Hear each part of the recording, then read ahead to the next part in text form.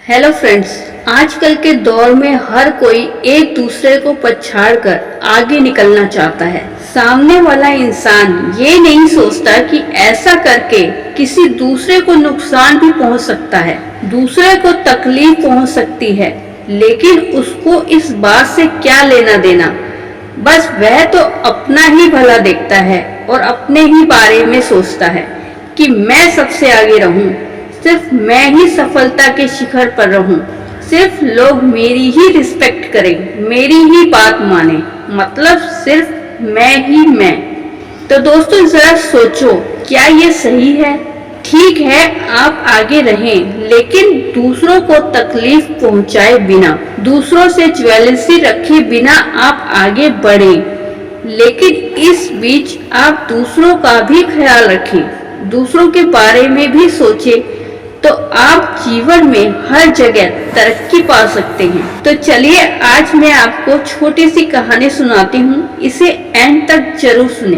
दोस्तों, किसी गांव में एक प्रसिद्ध ऋषि रहते थे। वे गुरुकुल में बच्चों को शिक्षा देते थे। उनके गुरुकुल में अनेक राजा के बच्चों को और साधारण परिवार के बच्चों को भी शिक्षा दी जाती थी। गुरुकुल में किसी प्रकार का कोई भेदभाव नहीं था। उन सभी शिष्यों को शिक्षा प्राप्त करते हुए वर्षों बीत गए थे। अब उनकी शिक्षा पूरी समाप्त होने का समय आ चुका था और सभी शिष्य एक स्थान पर एकत्रित हो गए। तब गुरुदेव महर्षि ने शिष्यों से कहा कि आज तुम्हारा गुरुकुल में आखिरी दिन है और मेरी ये इच्छा है कि आप सभी यहाँ से जाने से पहले एक दौड़ में सम्मिलित हो। और ये दौड़ थोड़ी कठोर है, मतलब कि एक बाधा दौड़ है जिसमें आपको तरह तरह की मुश्किलों से गुजरना होगा। कभी पानी में दौड़ना होगा तो कभी कूदना होगा और सारी मुश्किलों को पार करने के बाद आप सभी को आखिर में एक लंबी सुरंग में से गुजरना पड़ेगा। उसके बाद ही यह दौड़ पूरी होगी। तो क्या आप सभी इस दौड़ में शामिल होने के लिए तैयार हैं? सब शिष्य एक साथ बोले, जी गुरुदेव, हम सभी तैयार हैं। फिर दौड़ प्रारंभ हो गई। सभी शिष्य तेजी से भागने लगे। रास्ते में जितनी भी परेशानी कठिनाइयां आ रही थी, उन सभी परेशानियों का सामना करते हुए अंत में वह लंबी सुरंग में पहुंचे। सुरंग में बहुत अंधेरा था।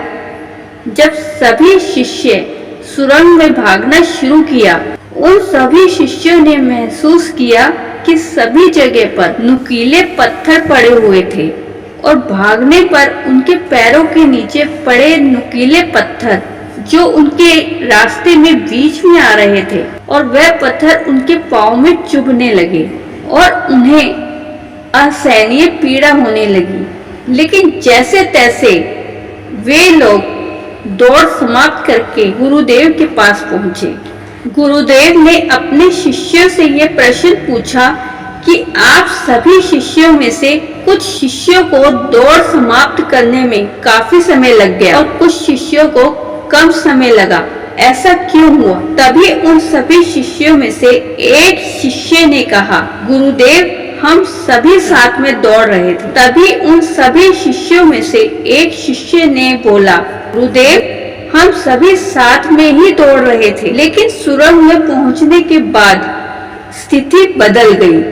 कुछ लोग एक दूसरे को धक्का मुक्की करते हुए आगे बढ़ रहे थे, तो कुछ लोग धीरे धीरे संभल कर आगे बढ़ रहे थे, और कुछ लोग तो ऐसे भी थे कि जो मार्ग में पत्थर बीच में आ रहे थे, उनको उठा कर अपनी जेब में रख रहे थे और अपने बाद दूसरे आने वाले लोगों के नुकीले पत्थर ना चुभे और उन्हें कोई पीड़ा सहनी ना पड़े। इसलिए गुरुदेव सभी लोगों ने अलग अलग समय पर अपनी दौड़ पूरी की। गुरुदेव ने ये सारी बातें सुनकर गुरुदेव ने आदेश दिया कि जिन लोगों ने सुरंग में से पत्थर को उठाकर अपने पास रखे, अपनी जेब में रखे, वे लोग सामने आए और वे पत्थर मुझे दिखाओ। आदेश सुनने के बाद कुछ शिष्य सामने आए और उन्होंने अपनी जेब में से पत्थर निकालने लगे, लेकिन जैसे ही उन्होंने पत्थर की तरफ देखा तो हैरान रह गए और उन्होंने देखा कि वे जिसे पत्थर समझ रहे थे वे वास्तव में बहुमूल्य हीरे थे। सभी शिष्य आश्चर्यचकित हो गए और गुरुदेव की ओर देखने लगे। तब गुरुदेव बोले कि मैं जानता हूँ कि आप लोग इन हीरों को देखकर अचरज में पड़ गए, यानी कि हैरान हो गए।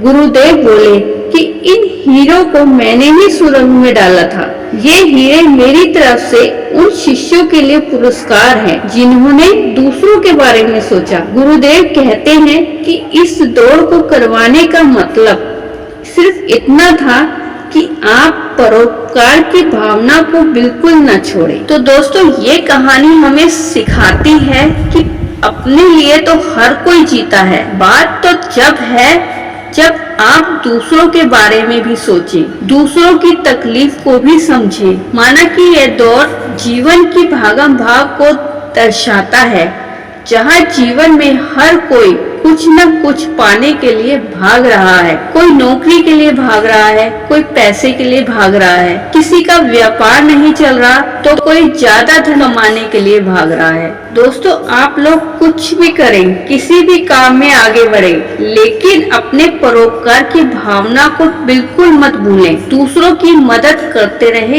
यही जीवन का उद्देश्य होना चाहिए। भला करोगे तो भला ही होगा, अच्छा करोगे तो अच्छा ही होगा। दोस्तों, अंत में समृद्ध वही व्यक्ति होता है जो दूसरों के बारे में सोचता है और भला करता है। हमेशा इस बात को याद रखें कि जीवन में सफलता की जो इमारत खड़ी करते हैं उसमें परोपकार की ईंट लगाना आप बिल्कुल भी ना भूलें, क्योंकि आखिर में वही आपकी सबसे अनमोल जमा पूंजी होगी। आखिर में आपके साथ जाएगा तो सिर्फ आपके किए हुए कर्म। ये बात आप हमेशा याद रखें। आशा करती हूँ आपको हमारी वीडियो पसंद आई होगी। अगर पसंद आई है तो वीडियो को लाइक करें, चैनल को सब्सक्राइब करें और ज्यादा से ज्यादा वीडियो को शेयर करें। तो दोस्तों, मिलते हैं नेक्स्ट वीडियो में। तब तक के लिए धन्यवाद।